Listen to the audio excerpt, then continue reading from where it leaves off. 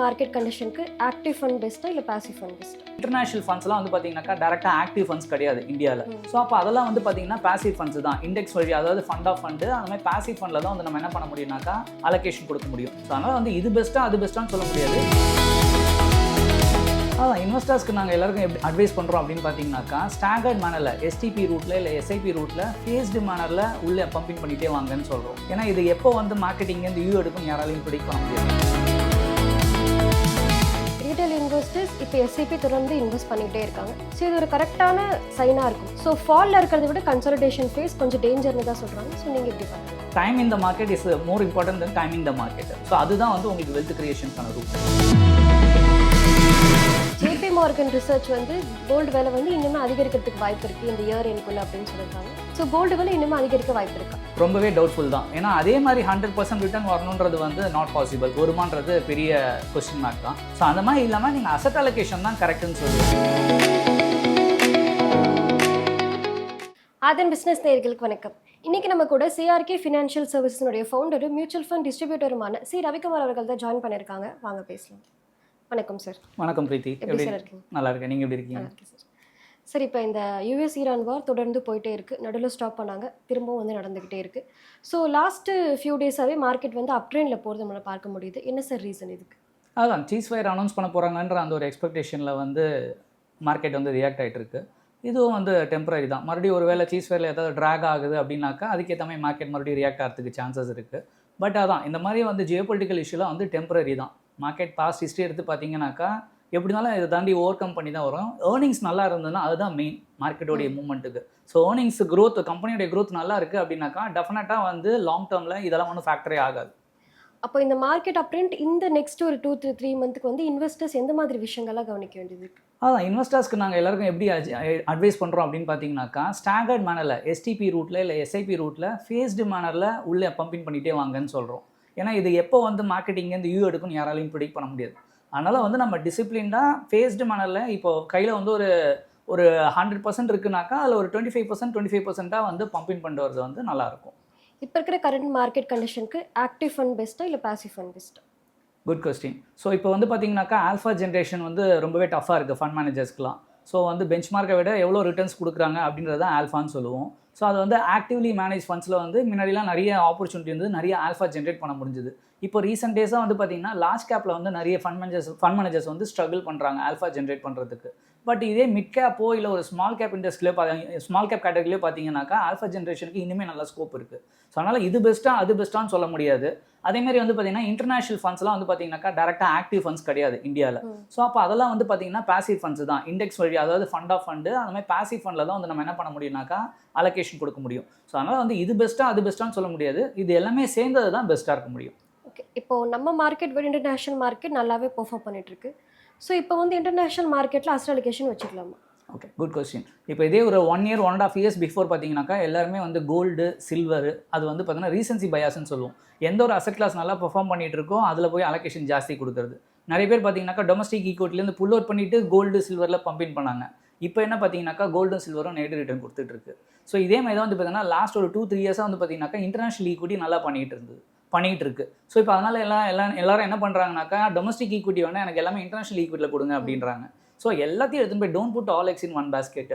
Asset allocation தான் key. So இப்போவும் வந்து பார்த்தீங்கன்னாக்கா கஸ்டமர்ஸ்க்கு எல்லாருக்கும் எப்படி ரெக்கமெண்ட் பண்ணுறோம்னாக்கா, உங்களுடைய 100 rupees இருக்குன்னா ஒரு 10-15%, 10-15 rupees வந்து நீங்கள் இன்டர்நேஷனல் ஈக்விட்டியில் அலோகேஷன் வச்சுக்கலாம். தப்பு கிடையாது. ஸோ அதுக்குன்னு சொல்லிட்டு இன்டர்நேஷனல் ஈக்விட்டி இப்போ நல்லா பண்ணிட்டு இருக்குன்னு எல்லாத்தையும் இங்கேருந்து எடுத்து ஸ்விட்ச் பண்ணுறதுன்றது நாட் அட்வைசபிள்.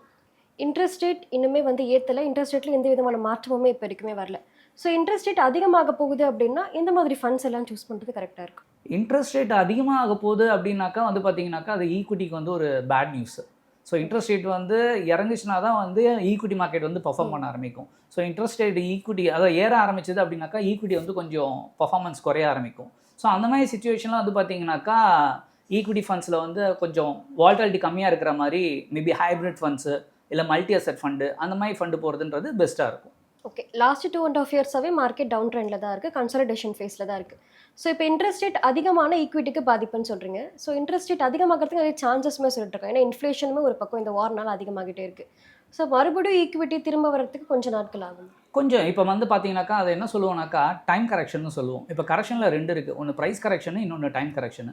ப்ரைஸ் கரெக்ஷன்னாக்கா உடனே ப்ரைஸில் வந்து ஃபால் ஆகும், உடனே பார்த்தீங்கன்னா அது ஸ்பீடாக வந்து ரெக்கவரி ஆகிடும். டைம் கரெக்ஷன்றது வந்து பார்த்தீங்கன்னா சைட்வேஸ் மார்க்கெட். இப்போ லாஸ்ட் ஒரு 1.5 இயர்ஸ் 2 இயர்ஸாக அதான் நடந்துகிட்டு இருக்கு. ஸோ வேல்யூவேஷன் கம்பெனி க்ரோத்லாம் வந்து இன்டாக்ட் இருக்குது, பட் வந்து ப்ரைஸ் வந்து பெருசாக மூவ்மெண்ட் இல்லை. ஸோ அதுதான் வந்து பார்த்தீங்கன்னாக்கா டைம் கரெக்ஷன் சொல்லுவோம். இது வந்து ஹெல்த்தி தான் யாருக்குனாக்கா லாங் டர்ம் இன்வெஸ்டருக்கு இது வந்து ஒரு நல்ல பையிங் ஆப்பர்ச்சுனிட்டி. ஸோ இந்த மாதிரி டைமில் பை பண்ணும்போது என்னன்னா எஸ்ஐபியில் ரொம்ப எஃபெக்டிவாக இருக்கும், எஸ்ஐபி எஸ்டிபிலாம். ஸோ இந்த நேரத்தில் வந்து நமக்கு நிறைய யூனிட்ஸ் கிடைக்கும், சீப்பான ஸ்டாக்ஸ் வந்து நிறைய வாங்க முடியும். ஸோ இந்த மாதிரி சுச்சுவேஷனில் வாங்கினோம் அப்படின்னாக்கா அக்குமுலேஷன் ஃபேஸ். ஸோ இது மாதிரி வாங்கும்போது லாங் டர்மில் இது வந்து நல்ல ரிட்டர்ன்ஸ் கொடுக்கும். ஓகே. ரீட்டைல் இன்வெஸ்டர்ஸ் இப்போ எஸ்ஐபி தொடர்ந்து இன்வெஸ்ட் பண்ணிக்கிட்டே இருக்காங்க. ஸோ இது ஒரு கரெக்டான சைனாக இருக்குமா? ஏன்னா இப்போ வந்து மார்க்கெட் கன்சாலிடேஷன் ஃபேஸில் இருக்குது.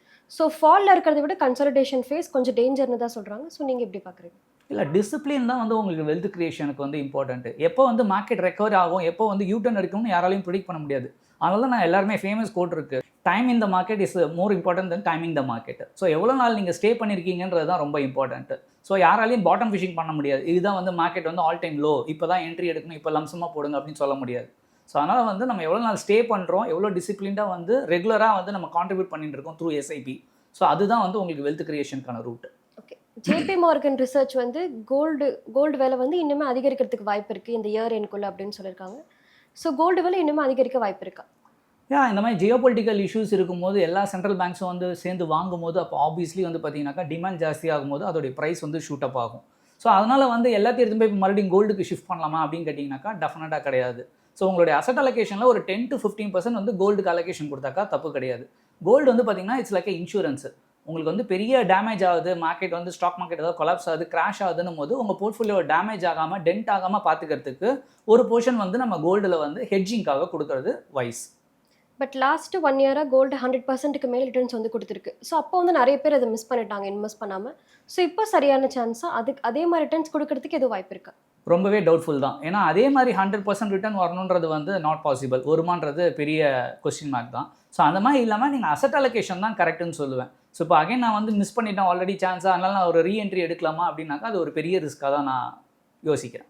இந்த ஜியோ பொலிட்டிக்கல் டென்ஷன், இந்த வார் டென்ஷன், இது எல்லாமே லாங் டேர்ம் இன்வெஸ்டர்ஸ்க்கு ஒரு ஆப்பர்ச்சுனிட்டியாகவே இருக்குது. கண்டிப்பாக பாஸ்ட் ஹிஸ்ட்ரி எடுத்து பார்க்கும்போது பார்த்தீங்கன்னாக்கா ஈச் அண்ட் எவ்ரி டைம் இந்த மாதிரி ஒரு பெரிய ஒரு கிரைசிஸ் வரும்போது லேமன் கிரைசிஸ்லேருந்து எடுத்துக்கிட்டாலும் சரி, ஸோ அதுக்கப்புறம் வந்து பார்த்தீங்கன்னா டாட்.காம் பபுல்லேருந்து லேமன் கிரைசிஸ், அதுக்கப்புறம் வந்து பார்த்தீங்கன்னாக்கா கொரோனா டைம், கோவிடு, இது எல்லாமே வந்து பார்த்தீங்கன்னாக்கா ஒரு நல்ல லேர்னிங் தான் நமக்கு. ஸோ இந்த மாதிரி வந்து ஜியோபொலிட்டிக்கல் இஷ்யூ அதுக்கு வந்து மார்க்கெட் ரியாக்ட் ஆகுதுன்னா அது ஒன்லி டெம்பரரி தான்.